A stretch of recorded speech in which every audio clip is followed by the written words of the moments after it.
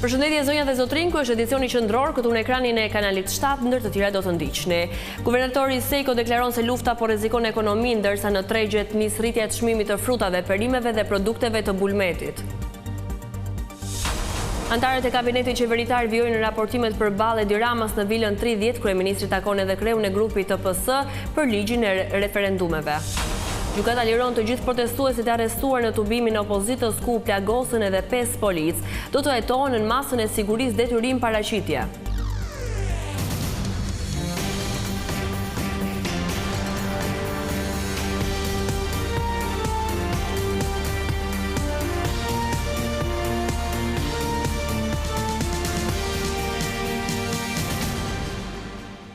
Do të vjojmë gjërësisht me lajmet. Lufta në lindjen e mesme, sipas guvernatorit Gen Sejko, përbën një burim të rëndësishëm rreziku për ecurinë e ekonomisë shqiptare. Sejko nënvizoi se ky kërcënim është i vështirë të vlerësohet se si do të jetë në të ardhmen. Megjithatë, të dhënat aktuale tregojnë një rritje ekonomike solide e përpasoj, norma baze e interesit të lekut mbetet e pandryshuar. Me gjithë zhvillimet pozitive ekonomike dhe parashikimet optimiste për të ardhmen, guvernatori Bankës së Shqipërisë Gen Sejko paralajmëroi se konfliktet në lindjen e mesme përbëjnë një rrezik në rritje për ekonominë. Megjithatë, konflikti ushtarak dhe tensionet gjeopolitike në lindjen e mesme janë burim ekstrem rreziku dhe pasigurie mbi ekonominë botërore dhe atë shqiptare. Ky konflikt ka sjellë një rritje të shpejtë të fortë të çmimit të naftës dhe të produkteve të tjera energjetike në tregjet botërore.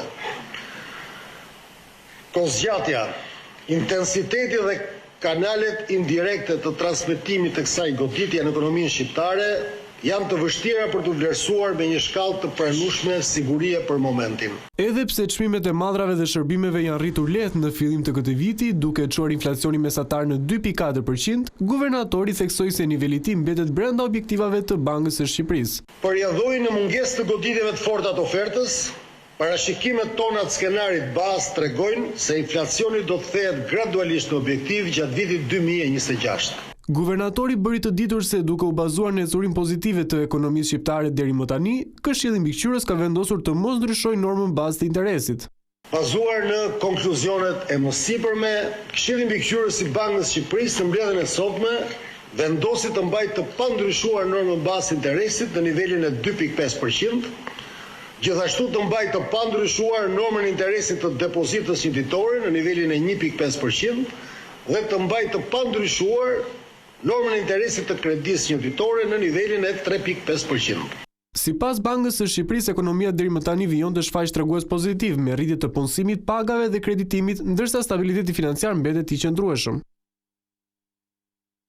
Ditët e fundit rritja e çmimeve ka përfshirë edhe frutat, perimet dhe bulmetin. Më shtrenjtë po shiten produktet e importit, ndërsa tregtarët e lidhin situatën me çmimet e larta të naftës.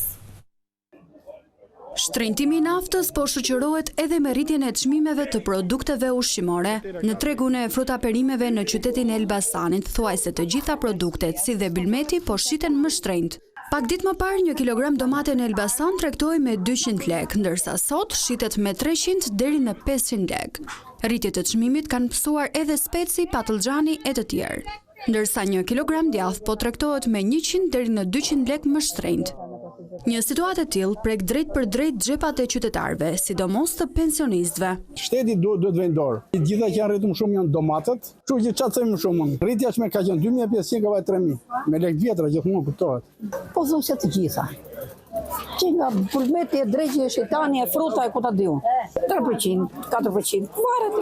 Çfarë përballosh me bi? Me 100.000 lek që marrën. Qik, na vasin një qik drekin, marrë një mosa për largojnë, që marrë.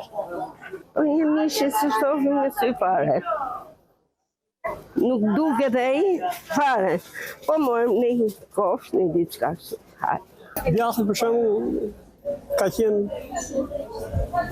6.000 lekë, apo ka vajtë 8.000 sot. Pyta sot për dhe më tanë, a i me ulti, me lirë. Gjitha janë shkoj se jo angët nasa, jo për i nasës dhe gjitha. E njëjta situatë paraqitet edhe në Vlorë. Ja u marrë 100.000 lekë, në qatë vlenë 100.000 lekë, ja të jemë bëndu 100.000 lekë qatë ma. Qatë se pletot? Nuk dhe logaria të marim neve. Qa do marim për para? Ilaçe apo të marrim një sallatë mora e 2 banane, nuk kam lek më. Në Durrës ndërkohë tregtarët thonë se rritje të ndjeshme kanë pësuar vetëm domatet dhe speci i kuq. Domatja aktualisht tregtohet nga 200 në 350 lek për kilogram, ndërsa speci i kuq ka shkuar në kufirin e 330 lekëve. Tregtarët e Pakicës thonë jashtë kamera se ata janë të detyruar duke qenë se shumica ajo që dikton çmimet fundore. Për të mos trembur blerësit, një pjesë e tregtarëve nuk i ekspozojnë çmimet në tezgat e tyre.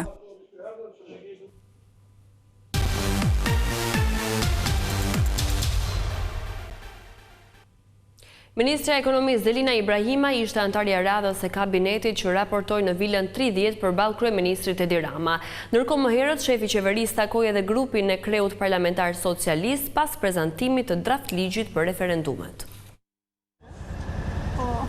Pas Ministrisë së Brendshme dhe asaj të Drejtësisë, kryeministri Edi Rama thërriti këtë të mërkur në takim ministren e Ekonomisë. Në vilën qeveritare 30 për më shumë se 2 orë, raportoi Zelina Ibrahimaj, si dhe drejtuesit e institucioneve që janë në varësi të saj. Mësuese në mbledhje u prezantuan puna e Ministrisë së Ekonomisë, si dhe prioritetet për muajt e ardhshëm. Por ky takim nuk ishte i vetmi që zhvilloi Rama. Më herët në ambientet e kryeministrisë u paraqit kreu i grupit parlamentar Taulant Balla. Ky takim erdhi një ditë pas prezantimit të draftligjit për referendumet, që u njoftua nga vetë kreu i qeverisë në asamblenë e 21 marsit. Përpos Ballës, pjesë e takimit ishin dhe zëvendës kryeministri Albana Koçiu, ministri për pushtetin vendor Ervin Demo, si dhe ministria për marrëdhëniet me parlamentin Eriona Ismaili. Takimet e kryeministrit me kabinetin e tij ka nisur një javë më parë me Ministrinë e Infrastrukturës dhe Energjisë, teksa Rama ka zgjedhur kësaj radhe të shmang mbledhje të ritrit me të gjithë ministrat, të cilat zhvillohen çdo 6 muaj. Deklaratat e Komisioneres Europiane të zgjerimit Marta Kos për korrupsionin në Shqipëri janë cilësuar si raciste nga Sali Berisha. Kreu Demokrat tha se për aferat dhe abuzimet nuk duhet akuzuar shoqëria, por zyrtarët e qeverisë. Kryetari i Partisë Demokratike Sali Berisha reagoi ashpër ndaj deklaratave të bëra nga komisionerja për zgjerimin e EBE-s Marta Kos për çështjen Balluku. Në një konferencë me gazetarët, Berisha u shpreh se pretendimet e zyrtares europiane se shoqëria shqiptare pranon korrupsionin janë raciste. Deklarata e komisioneres Marta Kos një ditë pasi partia e saj fitoi zgjedhjen në Sloveni dhe si s'foli gjerdje, është një deklaratë e mirëfillt, raciste dhe korruptive. Por të akuzosh një shoqëri se pranon korrupsionin në një kohë kur mbështet hajdutin me gjithë peshën që ka komisioni, pak me thënë, po ngjet si ortak i tij. Berisha sqaroi dhe përjashtimet nga partia të 2 prej anëtarëve të opozitës në Këshillin Bashkiak të Durrësit, që sipas tij nuk lidhen me mbështetjen ndaj Ervin Salianit. Nuk ka asnjë lidhje me asnjë deklaratë, se s'mund të më citoj kush një deklaratë të tyre. Çdo njeri është i lirë të bëjë çdo deklaratë që don. Nuk ka këtu, është liria e mendimit është e garantuar. Por qëndrimet janë qëndrime.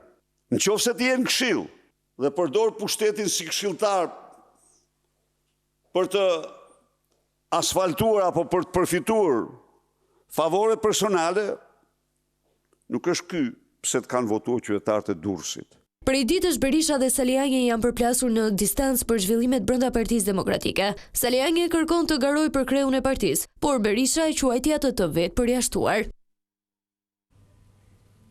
Ekspertët e Komisionit të Reformës Territoriale janë urdhëruar të analizojnë çdo bashki për të parë se çfarë duhet ndryshuar, ndërsa në prill anëtarët e komisionit do të nisin takime dhe dëgjesat në terren.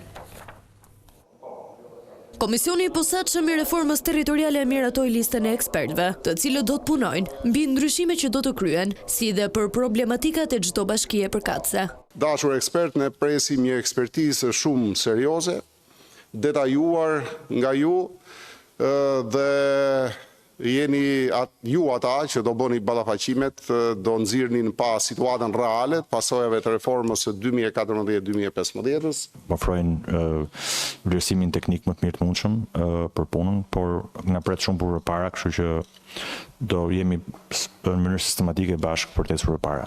Megjithatë, muajt në vijim do të sillin një volum pune për anëtarët e komisionit, pasi do të nisin me dëgjesat dhe takimet në terren. Ku kemi dëgjesa sipas fushave specifike të kompetencave dhe temave specifike që duhet të diskutojmë. Kjo agent na krijon një strukturë të qartë të realizimit të dy objektivave, edhe dëgjesa si fillimisht me kryetarët e bashkive, pastaj me ekspertë të fushave respektive apo me institucionet përgjegjëse këtu në komision, po dhe mundësinë që të bëjmë takime në disa takime në territor. Antarët e komisionit do të zhvillojnë dëgjesa në të gjitha qarqet nga 1 prilli deri në 19 maj, për të vijuar më pas dhe me diskutimet për produktin e reformës deri në korrik të këtij viti. Të gjithë protestuesit që u ndaluan për aktet e dhunës në protestën e opozitës ku plagosën edhe 5 efektiv policie janë lënë të lirë. Togat e zeza kanë vendosur se ata do të hetonën në masën e sigurisë detyrim paraqitje. Të 15 protestuesit e arrestuar të dielën në mbrëmje gjatë tubimit të dhunshëm të PD-s rifituan lirinë. Të gjithë kanë detyrimin për të paraqitur në policinë gjyqësore pas vendimit të marrë nga gjykata penale.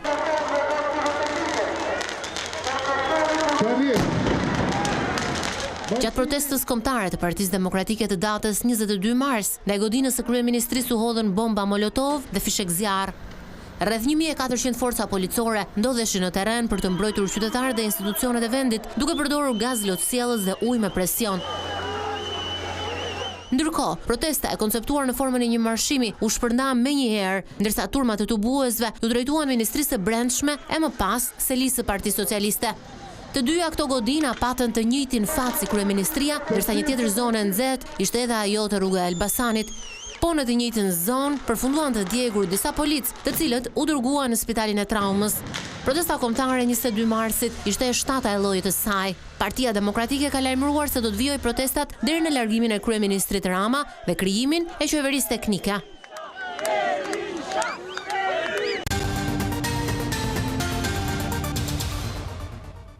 Dekreti i Vjosa Osmanit për shpërndarjen e parlamentit në Kosovë është rrëzuar nga gjykata kushtetuese. Tashmë kuvendi ka mbi një muaj kohë për të zgjedhur presidentin e ri të vendit.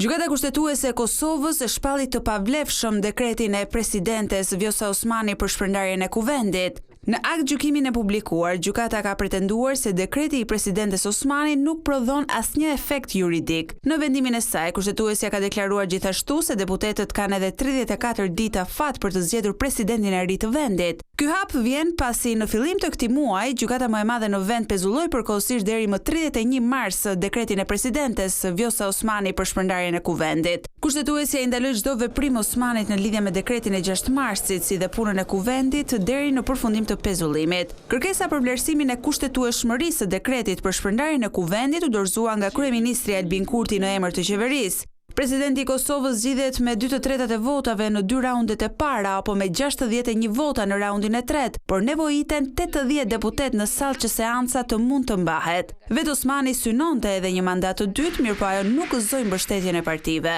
Për partinë në pushtet ajo nuk i kishte votat e nevojshme, ndërsa për partitë e tjera ajo nuk e ka personifikuar unitetin e nevojshëm që i duhet figurës së presidentit. Kjo ishte gjithçka përgatitur edhe për këtë edicion informativ. Unë ju falenderoj për vëmendjen tuaj. Bashkë përpafshim.